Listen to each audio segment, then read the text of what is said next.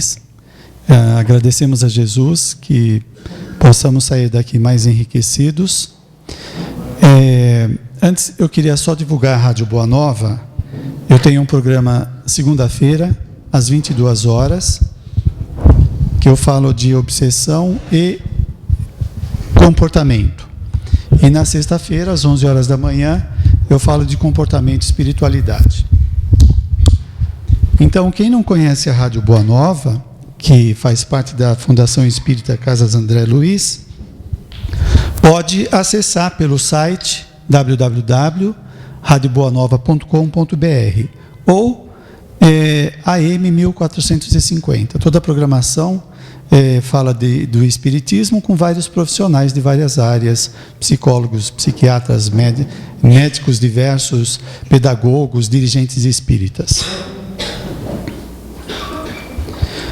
Bom, eu vou falar sobre a bênção da reencarnação baseado no livro Atitudes Renovadas, de Joana de Ângeles,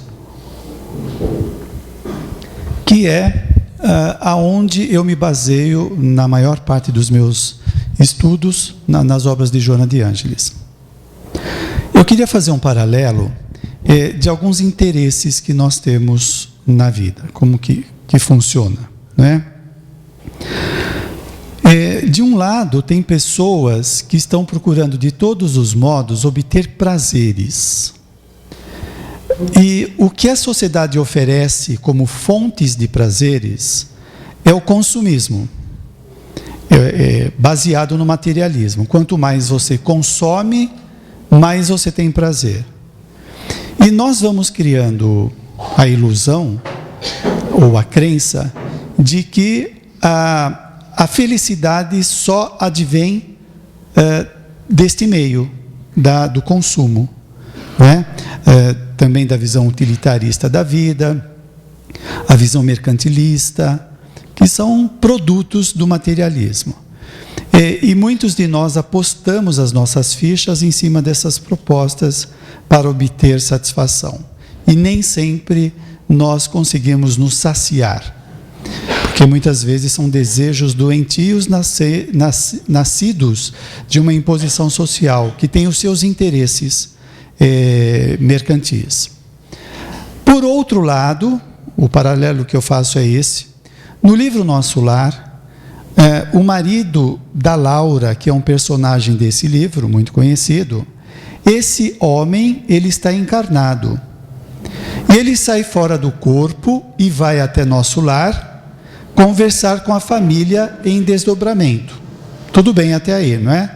Nós podemos sair fora do corpo e visitar nossos parentes no extrafísico.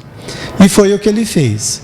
Ele sai do corpo e vai visitar a família numa reunião familiar em nosso lar. E ele diz o seguinte: "Ah, meus filhos, alguma coisa tenho a pedir-lhes do fundo de minha alma. Roguem ao Senhor para que eu nunca disponha de facilidades na terra, a fim de que a luz da gratidão e do entendimento permaneça viva em meu espírito." Esta colocação dele parece uma contradição com a nossa sociedade. Nós aprendemos a buscar vantagens, a ter facilidades, não é? Vamos atrás do prazer, querendo cada vez mais, com sofreguidão, obter coisas. E ele vem e pede para não facilitar nada para ele. Será que ele é masoquista? Estranho esse comportamento, não é? Se tiver uma pessoa do nosso meio familiar, que ela não tem esses interesses dos sonhos que o materialismo oferece, ela pode ser taxada como estranha, né? Alienada. Dentro da nossa visão patológica, isso parece razoável, né? Numa perspectiva espiritual, já muda de figura. O comportamento dele é o comportamento de uma pessoa lúcida, uma pessoa que sabe o que é bom para ela. Uma pessoa que não é lúcida, que ela foi engolida pelo processo de socialização, que ela incorporou os valores materialistas, ela não sabe necessariamente o que é bom para ela, porque ela aprendeu a escutar dos meios de comunicação o que é bom para ela. Então, isso vai se estender em várias áreas do nosso comportamento. Quando você vê, você pode ter um amigo aqui na Casa Espírita que trabalha 3 vezes por semana no centro, e alguns podem achar, mas essa pessoa é alienada, ela só pensa no centro. Ao contrário disso, provavelmente ela é muito lúcida e trabalhar faz muito bem para ela, gera equilíbrio. Diferente de pessoas que ficam em casa angustiadas, sem sentido na vida, que procura dar sentido através dos artifícios sociais, como a bebida, o uso da droga, o excesso de comida, etc, etc. Né? Então, a gente tem que prestar atenção no contexto e no discurso de quem está falando. Nós precisamos sair dessa hipnose coletiva. Hipnose coletiva, lavagem cerebral coletiva. Os meios de comunicação, vocês olham o que é veiculado. Alguém tem alguma dúvida de que o umbral dá a sua pitada nas ideias das propagandas? Alguém tem alguma dúvida disso? Mostram algumas aberrações como normal. Lembrando aqui do filósofo Herculano Pires, que ele falava que agora querem tornar o patológico normal. Né? Então, as pessoas começam a achar que é normal algumas coisas que são antiéticas. A gente vê políticos dando risada, deboche, quando são pegos. A questão da moralidade sumiu. Dentro da visão patológica, parece que é levar vantagem, é ser esperto. Só que o Espiritismo vem e amplia a nossa visão, saindo dessa visão reducionista, materialista, mostrando que a nossa vida é ordenada pela lei de causa e efeito. Não é uma coisa que acontece acidentalmente, que nós estamos jogados no mundo e cada um se vire, cada um faça o que for possível. Não, nós estamos reencarnados dentro de programações, nós não estamos jogados, nós estamos muito bem alocados, muito bem colocados por processos de escolhas, de merecimentos, etc. Então, as pessoas que são tidas como espertas porque elas estão levando vantagens, elas estão semeando um futuro bastante patológico, bastante doentio. E quando nós vemos hoje pessoas já no estado patológico, muitas vezes nós não compreendemos e ficamos quedados com isso. Mas não deveria, com o que o Espiritismo traz de informação para nós, não é mais possível a pessoa achar que existe injustiça, que tem pessoas sofrendo inocentemente. Serve de modelo para nós estes casos de patologias, de doenças, de restrições, de problemas sociais, são espelhos que a gente tem que aprender com aquilo. Assim como nós carregamos os nossos dramas pessoais, as restrições afetivas, cognitivas, sociais, né, que são resultados das nossas realizações anteriores. Esta conscientização, ela tem que ser assimilada.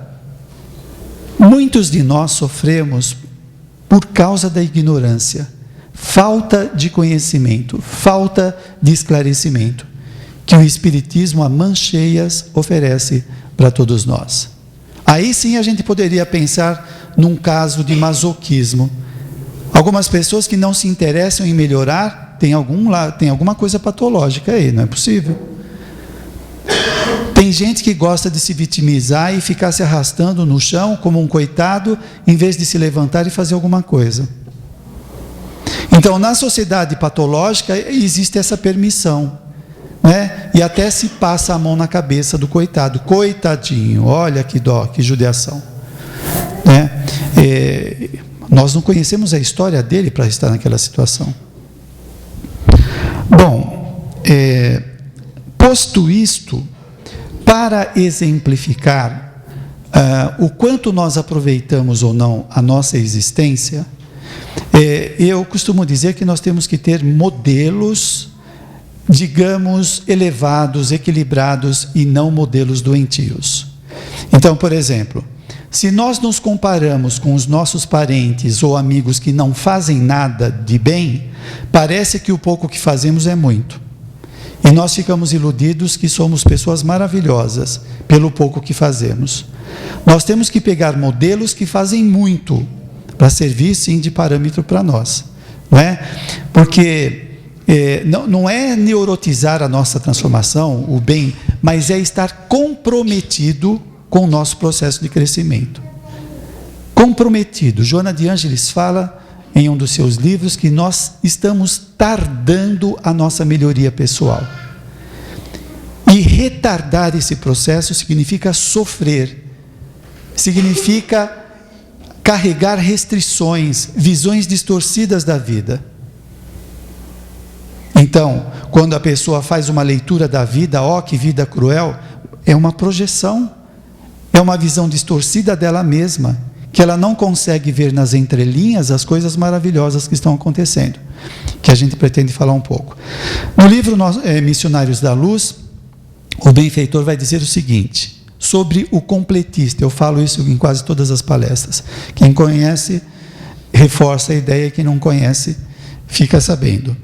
Completista é o título que designa os raros irmãos que aproveitam todas as possibilidades construtivas que o corpo terrestre lhes oferece.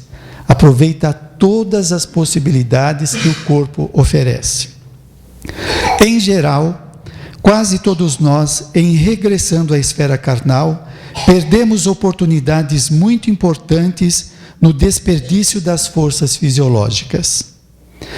Perambulamos por lá, no planeta, fazendo alguma coisa de útil para nós e para outrem, mas por vezes desprezamos 50%, 60%, 70%, frequentemente até mais, de nossas possibilidades. Quer dizer que nós desprezamos de 50% até 70% das nossas possibilidades. Imagina que você programa a sua reencarnação, sai da vida espiritual preparado, passou por muitos treinamentos, você chega aqui, tem um script para você desenvolver e você faz só 50% do que estava programado. Usando uma analogia bem tosca, digamos que você tenha se comprometido a reencarnar e ser um engenheiro e construir um prédio para muitas moradias. E você reencarna e constrói uma casa de madeira. Não está faltando mais coisa? Ele tinha que construir um prédio, ele construiu um barraco. A ideia é essa. Nós nos comprometemos traçamos um plano, nos propomos a cumprir aquilo e chegamos só até 50% ou 70% do que foi proposto. Aí eu volto nesses parâmetros sociais. É muito cômodo, muito confortável nós falarmos, mas ninguém faz nada, mas qual o problema? Mas todo mundo é assim? Parece que esse respaldo em cima da falha dos outros encobre a nossa falha. Olha a infantilidade, usando truques, não é? Infantis para não assumir responsabilidade. Como se isso fosse explicar tudo e resolver tudo. O lance é nosso, somos nós que vamos carregar as pendências daquilo que podia realizar e não realizar. Mas vamos mais adiante. Eu tenho algumas coisinhas aqui para deixar vocês com insônia essa noite.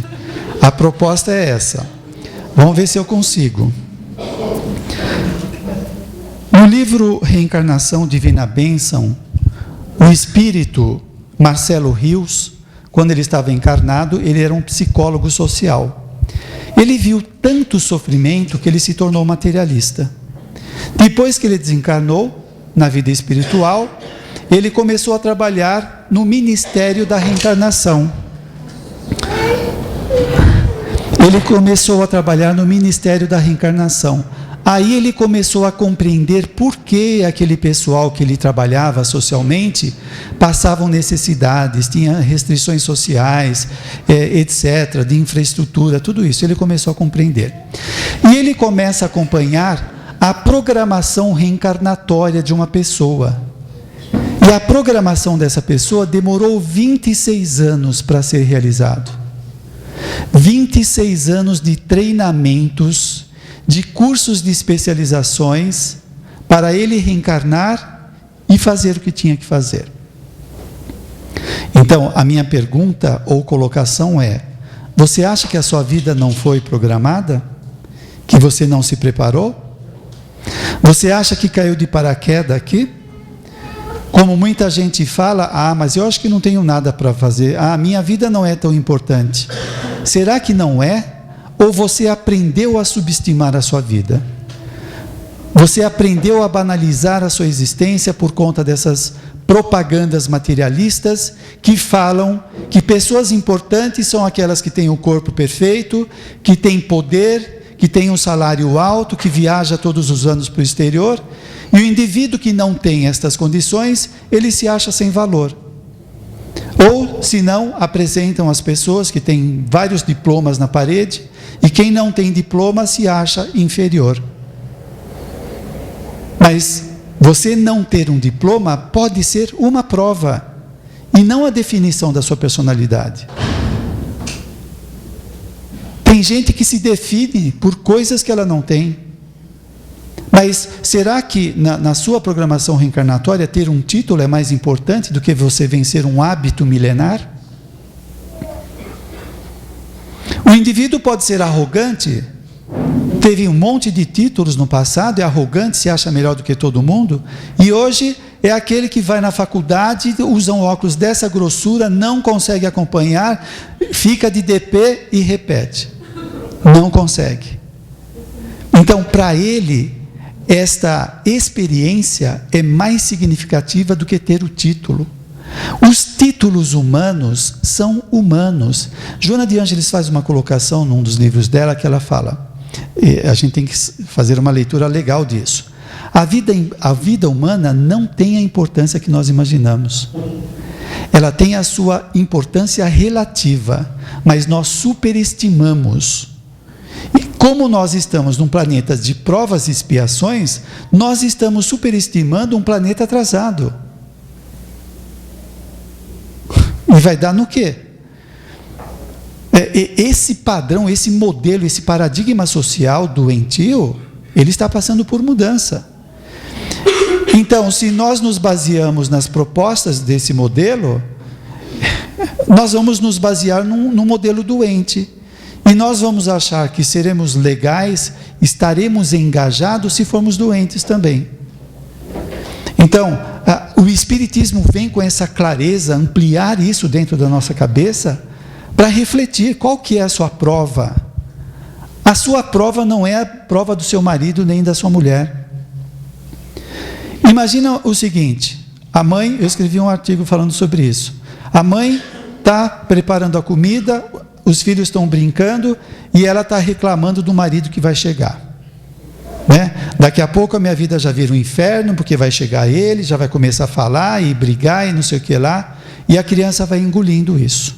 Casamento só traz briga, problema. Aí chega o pai do trabalho cansado, ele abre o fichário dele das reclamações do empregador, começa a falar que ele é explorado no trabalho, que a vida dele é um inferno, e as crianças vão engolindo isso. E a mãe pode virar para a filha e para o filho e falar: olha, nunca se casa, meu filho, senão você vai ver um inferno que você vai passar. E a criança cresce e se torna um adulto que poderá ter medo de relacionamentos. E talvez não entrar em relacionamentos, com medo de que aconteça aquilo que aconteceu com a mãe. Mas o Espiritismo vem novamente e esclarece tudo. A mãe passava um inferno de casamento porque era a prova dela. Não quer dizer que a filha tinha a mesma prova.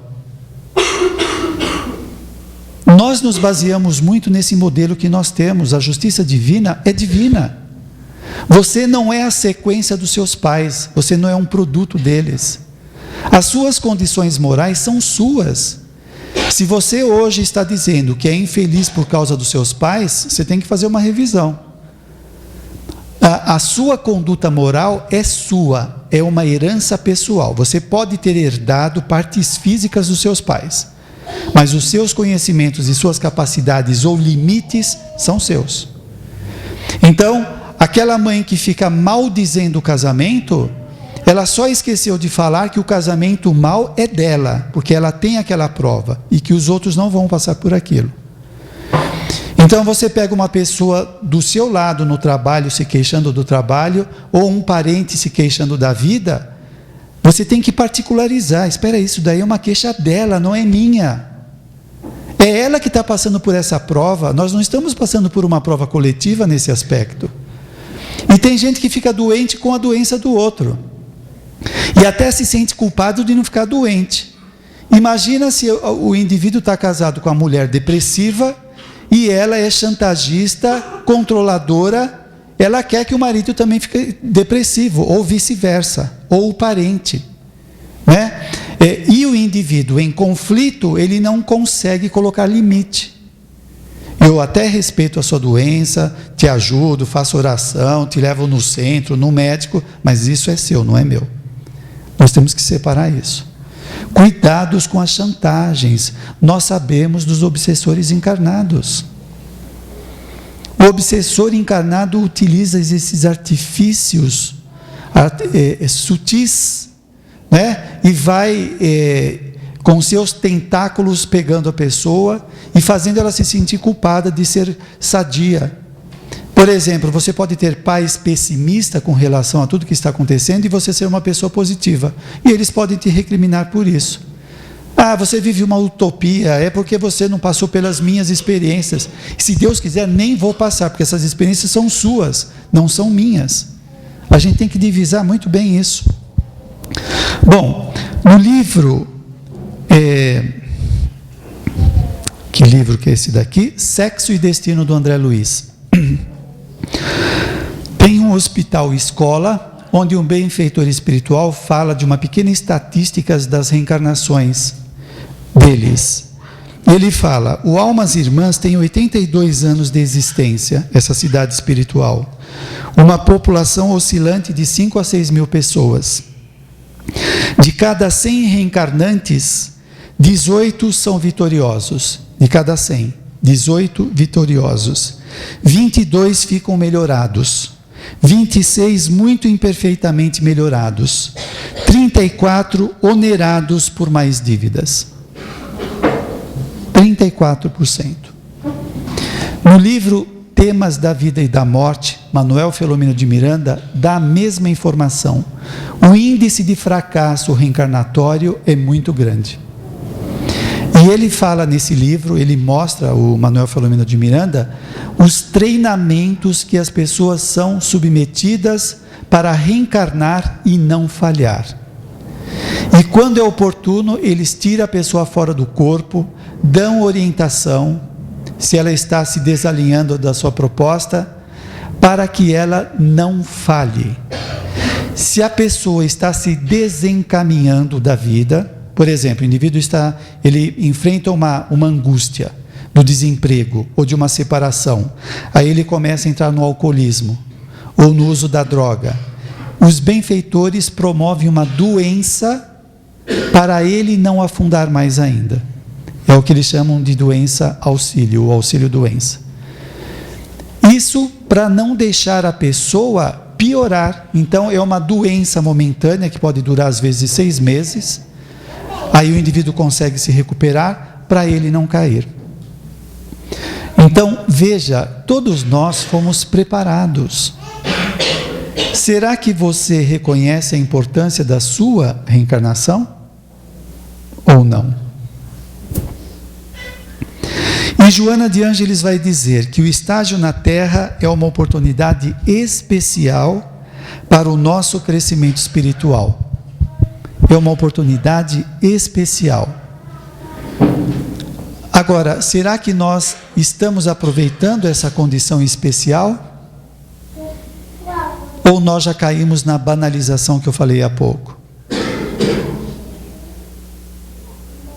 isso é complicado. Tem uma coisa que a psicologia fala de identificação.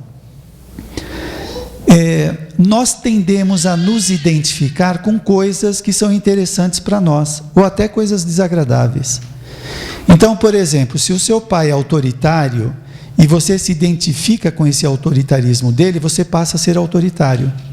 Deu para entender? A identificação é como se você se fundisse aquele comportamento.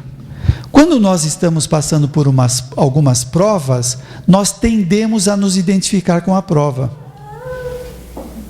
Isso quer dizer o quê? Que nós reduzimos a vida à prova. Ou seja, o indivíduo está passando pela prova da afetividade. A pessoa não consegue se relacionar afetivamente. E ela se identifica.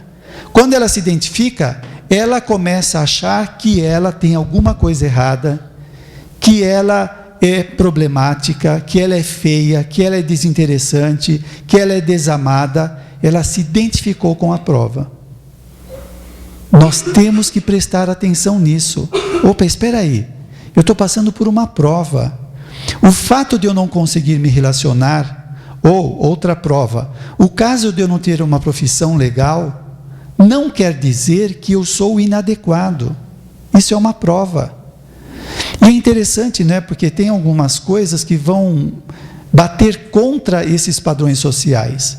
Você pode pegar uma pessoa super inteligente que não dá certo em nada. E aí é muito comum inteligente às vezes dizer, mas essa pessoa é ignorante na minha empresa, ignorante, toda hora tem promoção, toda hora tem coisas boas acontecendo na vida. Por que será? A nossa vida não é regida pelos padrões sociais, é uma parte. Né? Então tem que tomar cuidado com essas identificações, porque você pode achar que tem alguma coisa errada e não tem, é uma prova. E enquanto você não passa pela prova, os limites podem se apresentar. Depende, porque a prova é reversível. A prova pode mudar. Voltando, eu tenho que dar exemplo. Você pode estar com a prova da profissão, não conseguir uma boa profissão. Pode reverter a situação com o seu esforço. Você começa a se esforçar ou começa a fazer uma outra leitura sobre a profissão, então você venceu. Por exemplo, a pessoa poderia ter, no passado, usado a profissão para espezinhar pessoas, para se vangloriar em cima dos outros. Então, a profissão para ela servia como uma navalha, servia como uma arma para ferir os outros. Quando ela aprende que a profissão não tem essa finalidade, então ela se libera da prova. Aí pode acontecer dela conseguir uma profissão que tanto queria, ou uma outra que venha trazer os recursos que ela precisa. Então, é interessante isso, que vai acontecer para nós o que nós precisamos e não o que queremos. Porque nem sempre nós sabemos o que é bom para nós. Por exemplo, você pega um pit boy, conhece pit boy? Fortão, academia, né? Ele fica desse jeito para bater nos outros. Sai por aí, quebra as pessoas, bate, olha feio para todo mundo. Aí quando você vê uma pessoa dessa nascendo novamente, você já viu aquela doença que você toca no osso da pessoa, quebra? Que coisa, não é? Por que quebra? Porque ele tem azar? O que ele fez para os ossos quebrarem tão fácil? O que acontece conosco de termos algumas fragilidades que é descabida nessa existência, que não tem nenhuma explicação? São os reflexos do passado. Então, a prova, como diz Joana de Ângeles, tem a finalidade de educar a pessoa, educar. Se ela não aprende com a educação, vem a reeducação, que é a expiação. A expiação é impositiva, você não escolhe. A educação você pode pedir, olha, eu gostaria de passar por esta prova de não conseguir ascensão profissional. É uma escolha. Se você repetir e isso trazer alguns prejuízos, pode ser uma imposição. Então o indivíduo pode nascer com algum retardo no qual ele nunca consegue uma ascensão profissional. Deu para entender? Então, no caso da expiação, a restrição é interna ou física. Não é só ocasional. O indivíduo tem uma restrição que ele não consegue sair daquilo lá. Ele não consegue acompanhar o aprendizado, às vezes não consegue se socializar direito. Muito bem, deixa eu ver o nosso horário. Então, Joana de Ângeles fala que é uma oportunidade especial para o nosso crescimento. A prova é consequência da lei de causa e efeito. A manifestação do karma ou da lei de causa e efeito se expressa através da prova e da expiação. Ok? Muito bem, a gente resgata coisas que trazemos do passado. Além desse resgate, nós estamos aqui para crescer. Para crescer. Então, é muito comum escutar alguns espíritas dizerem: nós estamos nesse vale de provas e expiações só para sofrer. Nós estamos aqui para pagar. Não. É uma das etapas, é um dos processos. Nós estamos aqui para evoluir. E isso quer dizer o quê? Que nós temos que nos empenhar para buscar esse crescimento. Então, que área que você precisa crescer? Que área que você precisa crescer? Se você é tímido, você vai carregar timidez até quando?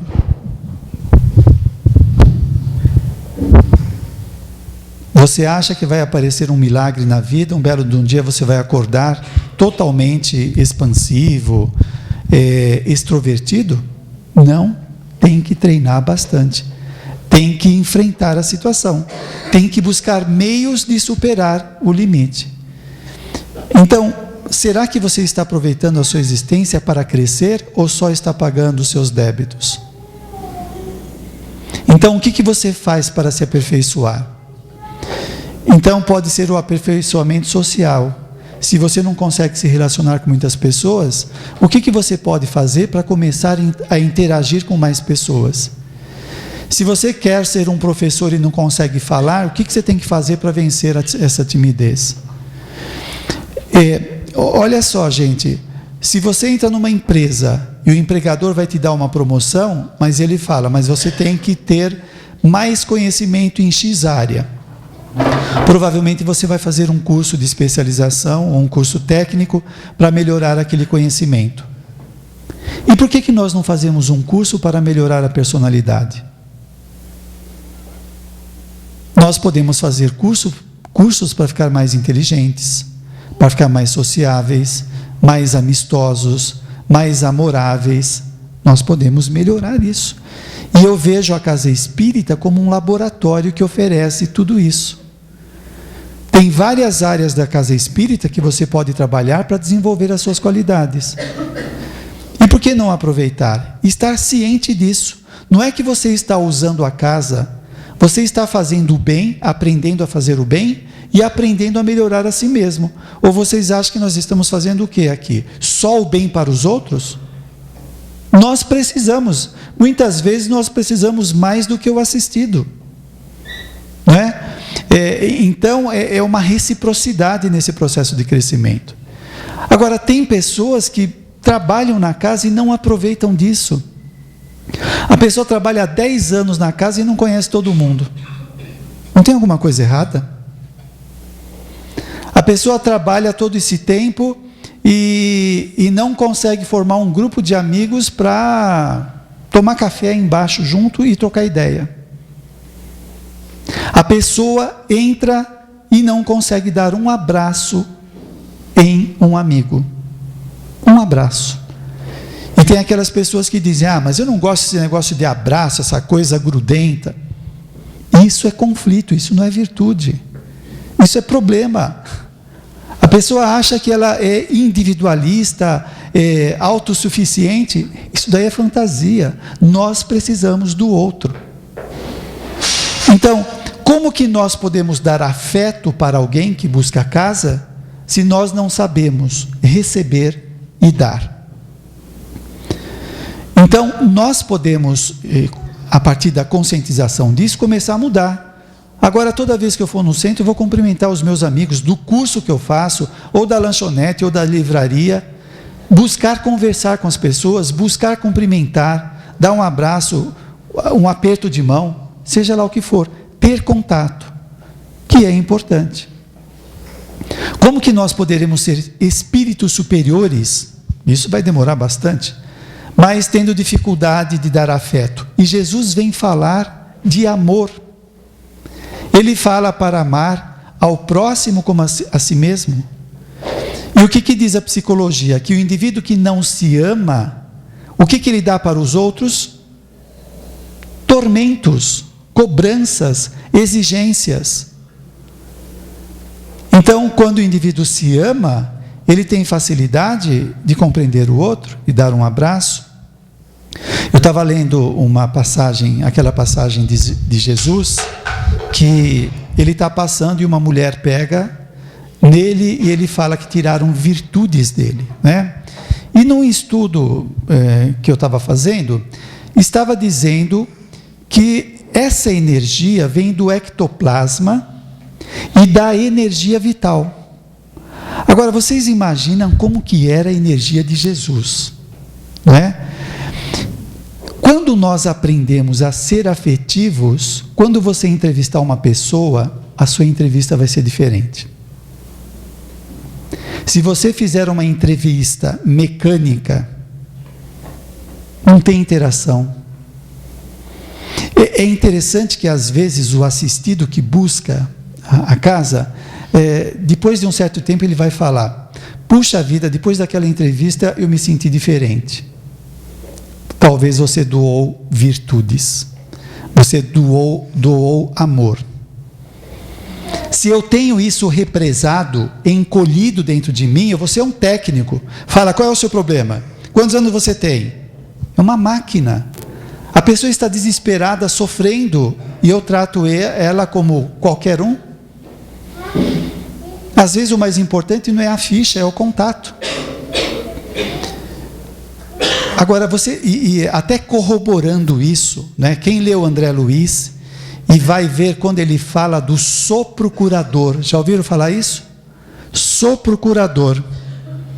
São as pessoas que têm a boca santa, bem entendido, pessoas que não falam palavrões, que não xingam, que não ficam fazendo fofoca, que não ficam falando mal dos outros. Então elas vão aperfeiçoando a sua capacidade de doação. Então, através da soproterapia, o médium consegue curar uma doença. Agora, tem pessoas que, se for dar um sopro no outro, o indivíduo cai duro, tem um infarto, porque o sopro dela é altamente venenoso, não é? E isso vai repercutir em todas as áreas da sociedade. Quanto mais nós vamos melhorando, mais nós vamos exteriorizando harmonia no meio exterior. Por exemplo, o que você acha de quando você está andando na calçada, ou na rua, ou no shopping, você abençoar o seu trajeto? Você abençoar. Deus abençoe esse ambiente. Deus abençoe essas pessoas que estão passando por mim. Eu estava falando do exercício do bem. Você está exercitando, se esforçando. Cada vez mais, você vai mudando o conteúdo, você vai qualificando as suas energias, de forma a fazer bem para o seu entorno. Foi feita uma pesquisa nos Estados Unidos, falam de uma comunidade que tinha um índice muito grande de assaltos. E alugaram uma casa lá e começaram a dar exercício de meditação transcendental. Depois de algumas semanas, o índice de criminalidade desceu absurdamente, só porque tinha um grupo de pessoas fazendo meditação. O que significa exteriorizando paz, tranquilidade.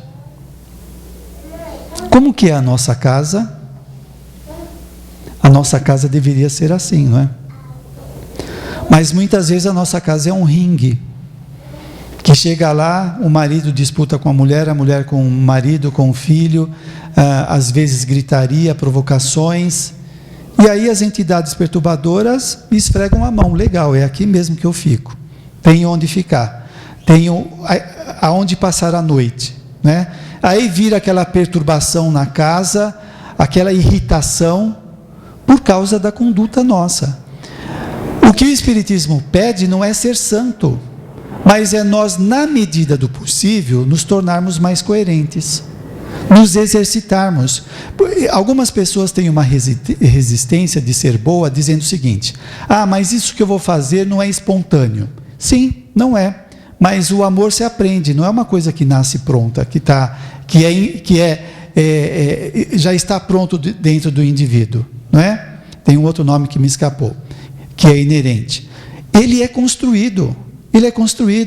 Então, eu chego em casa, eu estou com vontade de falar alguma coisa e eu me seguro. Isto é autoeducação. Os outros, e a psicologia, eu acho que contribuiu muito para isso, de falar da repressão. Não, você não pode reprimir, você tem que falar o que vem na cabeça. Não é assim, não. A lei de ação e reação funciona. Você fala o que vem na sua cabeça e machuca alguém, você tem a sua corresponsabilidade. Então, nós temos que aprender a nos educar. Tem coisas que não são para ser ditas. E nem por isso eu vou virar um reprimido, um doente, porque eu não falei alguma coisa. Né? Se você acha que tem que falar tudo, você falaria para um filho seu que você gosta mais do outro do que dele? Se você tem 2 filhos, você gosta mais de um filho do que o outro, você diria? Não, tem coisa que não é para dizer. Então, tem coisas, às vezes, que a gente está engasgado com alguém da família, do trabalho, que não é para falar, tem que se segurar. E isso mostra exercício de autodomínio. Autodomínio. Até chegar uma hora, aquilo não tem mais importância. Bom, ainda temos tempo, não é? Joana de Ângeles fala que o processo evolutivo é realizado através de etapas. A gente vai conquistando em etapas várias conquistas que proporcionam o aperfeiçoamento moral, né? Aqui nós vamos desenvolvendo o comportamento moral, aprender a ser educado, a respeitar o espaço do outro. Esses pequenos exercícios que nós temos em sociedade vai desenvolvendo esta capacidade moral. A libertação dos atavismos, que é muito importante. O processo evolutivo permite a liberação desses processos atávicos, né? Se eu carrego tormentos internos, eu vou ter problema para me relacionar com as pessoas. Liberar esse material atávico, as coisas que nós trazemos do passado, é importante para que eu seja mais senhor de mim mesmo. Então, se eu trago culpas dentro de mim, culpa que pode ser do passado. Por exemplo, um jeito de manifestar culpa de uma vida passada e a pessoa não sabe, é quando ela se autoagride. Por que você acha que uma pessoa se autoagride? É como se ela estivesse com raiva dela. Ela está tentando se redimir da culpa que ela traz do passado. Então, se o indivíduo não tira essa culpa, não se auto-perdoa, ela fica se maltratando. Então você pode encontrar isso de forma sutil. Então ela não acertou alguma coisa e ela diz: mas eu sou uma burra mesmo, eu sou um burro mesmo. Isso é um jeito de se subestimar. Isso não é uma brincadeira que se faça com você mesmo, que vai mexer na sua autoestima, autoimagem, deixando você doente. Nós temos que aprender a nos tratar bem. Bom, e nós podemos trazer do passado também as dificuldades, transtornos de personalidade, fobias, medos, dificuldades de se relacionar. Então, esse material atávico, isso que nós trazemos do passado, precisa ser enfrentado. Então, se você se sente dominado pela timidez, e pode ser uma coisa do passado, você vai ficar mais uma vida, já foi assim no passado, vai ser essa também? sem fazer nada por causa da timidez? E algumas pessoas se autorrotulam. Ah, mas eu sou assim mesmo. Não, você não é assim, você está assim. E precisa aprender a mudar. A mesma coisa os hábitos. Nós trazemos hábitos de vidas passadas, que também precisam ser aperfeiçoados. Então você tem algum hábito nocivo?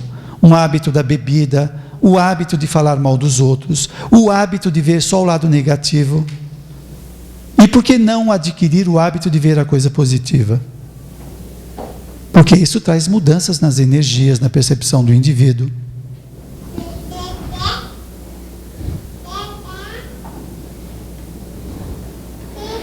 Bom, Joana de Ângeles fala, não desperdice os ensejos de aprendizagem. Não desperdiçar. Isso é, de alguma forma, estar de prontidão para as oportunidades que aparecem. Então, quantas pessoas foram convidadas para trabalhar no centro espírita e dão um monte de desculpas? Ah, mas eu ainda não estou preparado. Ah, mas quem sou eu? Quem sou eu? A pessoa acha que isso é humildade. Isso para mim parece mais autoanulação. Humildade é uma virtude. Nessa visão materialista, o trabalho está muito associado como uma coisa ruim, exploradora. No Espiritismo, o trabalho está associado com crescimento, com transformação pessoal. Fora da caridade não há salvação. Fora da prática do amor, a caridade é o amor, não se evolui. Se nós não praticarmos o amor, nós não crescemos. Então, não vamos perder as oportunidades que aparecem. E olha, gente, o bem não se faz só dentro do centro espírita e nem na área social. Se você é balconista, se você trabalha com pessoas, com público, você pode fazer o bem. Sendo simpático, simpática, sendo sociável, sendo amistoso, desejando o bem para a pessoa. Em todo lugar nós podemos fazer o bem, não é só no centro espírita. Então, nós vamos entrando aí naquele ensinamento do homem de bem, do Evangelho segundo o Espiritismo. Nós temos que praticar isso em todas as situações. E agora veja, é interessante isso, né? Porque nós acabamos sendo os maiores beneficiados. Quando nós estamos desejando o bem, fazendo o bem, esse bem já está sendo ativado dentro de nós. Dentro de nós, nós já experimentamos dos eflúvios positivos do bem. Quando nós começamos a entrar nesse clima, é interessante, o egoísta, ele nunca vai ter a chance, nunca não, né? Enquanto ele for egoísta, de saber das vicissitudes do bem, do amor. Para ele fazer o bem, doar, é uma coisa piegas, é coisa de gente fraca, dar algo ou fazer algo para o outro, né? Por quê? Porque ele quer tudo para ele quer tudo. E quanto mais ele tem, mais ele quer, porque o que ele tem é insuficiente para saciá-lo, porque o desejo dele é doente. Quando nós começamos a fazer o bem, nós começamos a nos desmaterializar, a tirar os fluidos que nós estamos encharcados de materialidade, que gera confusão, que gera, deixa a mente obnubilada, reduzida a capacidade de percepção. Quando nós começamos a vencer isso, nós começamos a sentir coisas mais elevadas. Eu vou dar um exemplo só como parâmetro. Quem trabalha no passe e sente as energias que passam por lá, ela pode entrar num estado de euforia, de alegria, de confiança, que é o estado de bem-estar que o indivíduo pode experimentar quando faz o bem. Quem está vivenciando um tormento que pode ser uma doença, um sofrimento, uma perda, seja lá o que for, quando se fala das coisas boas, do bem-estar subjetivo, por exemplo, ela não consegue alcançar. O indivíduo que está fazendo o bem e sente isso, ele tem força para suportar qualquer coisa. Por que os mártires suportavam as perseguições, a execração social? E eles tinham forças para lidar com tudo aquilo. Eles estavam no estado de consciência acima da nossa materialidade. Acima. Então o indivíduo tem sentimentos de alegria que supera tudo.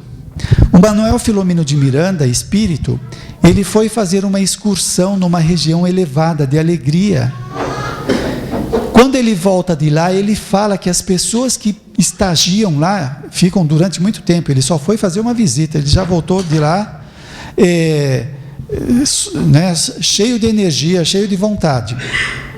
Ele fala que quando uma pessoa estagia numa região dessa e reencarna, é aquela pessoa determinada que ninguém consegue demovê-las dos objetivos dela.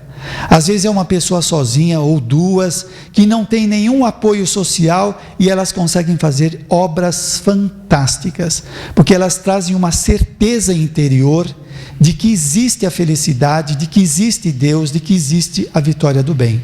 Olha que coisa interessante. Só para terminar, o oposto disso.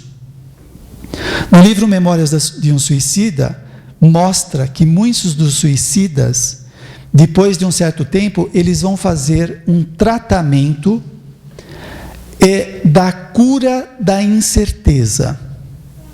Porque eles ficam de tal forma abalados pelo suicídio, que eles não têm mais certeza de que coisas boas vão acontecer na vida deles. Eles ficam numa incerteza angustiante e precisam fazer tratamento. O oposto disso, que eu falei do Manuel Filomeno de Miranda, é que nessas regiões ele sai com uma certeza inquebrantável. Pode aparecer qualquer obstáculo, qualquer doença, aquilo não faz a pessoa trepidar. Ela está firme nos seus propósitos. Então, depende de nós começarmos a buscar isto que o Espiritismo está trazendo para nós. Quando fala de fazer o bem, não é para ser bonzinho, é para ser equilibrado, saudável, lúcido. E quanto mais saudável, quanto mais lúcido nós estivermos, mais escolhas acertadas nós fazemos.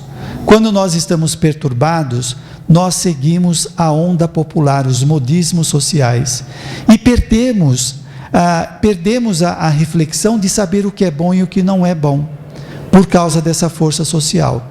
Então vamos nos sintonizar com as propostas mais elevadas, os benfeitores, para que a gente possa se beneficiar desse estado e também ter uma vida melhor. Muito obrigado, boa noite.